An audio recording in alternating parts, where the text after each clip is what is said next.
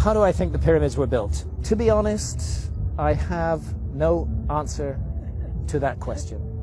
And anybody who tells you that he or she knows how the pyramids were built are not telling the truth, because we don't know.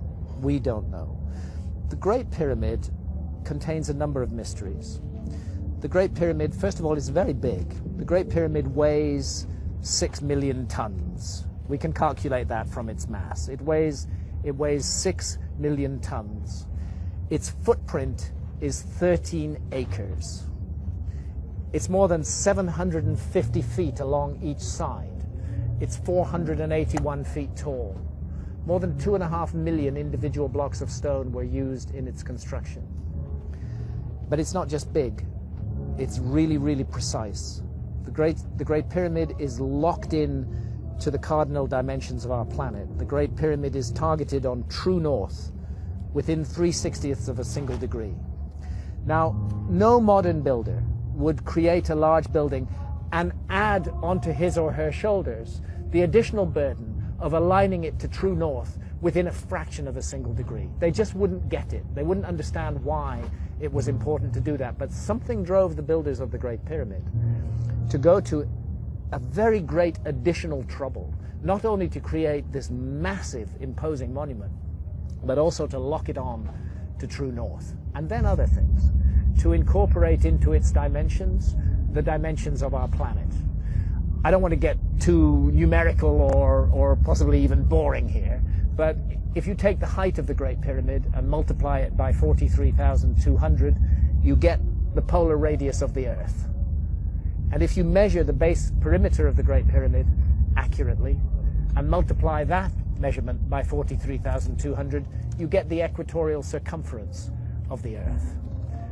In other words, for thousands of years, through times, through dark ages, when human beings didn't even know they lived on a planet, never mind its dimensions, that monument has encoded and speaks out the dimensions of our planet on a scale of 1 to 43,200. And the scale is not random.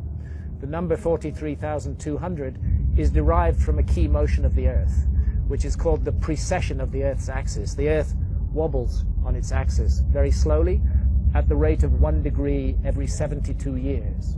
And 43,200 is a multiple of 72.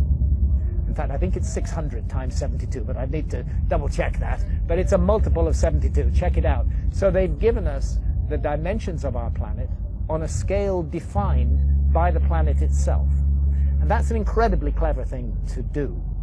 How on earth did they do it? Where did that knowledge come from? This is why I'm forced to consider the possibility of a lost civilization in the human story. This is a work of almost, but not quite, space-age precision. It contains errors, but they are human errors for sure, but they're very tiny.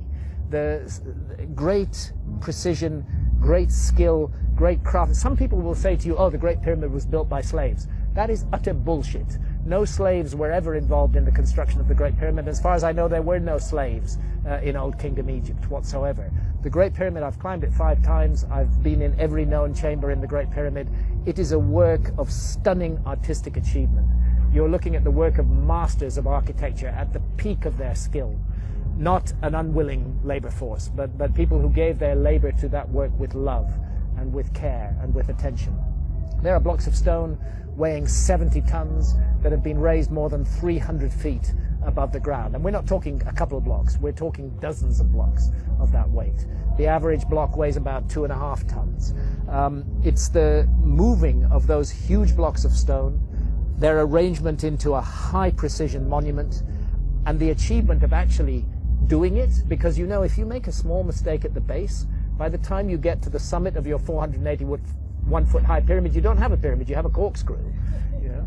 They got it all right, and nobody today can explain how they did it, with the knowledge that is supposed to have been available in ancient Egypt in the Old Kingdom, and with the tools that are supposed to have been available. And that's why I can't help feeling that we are missing some chapter from the human story.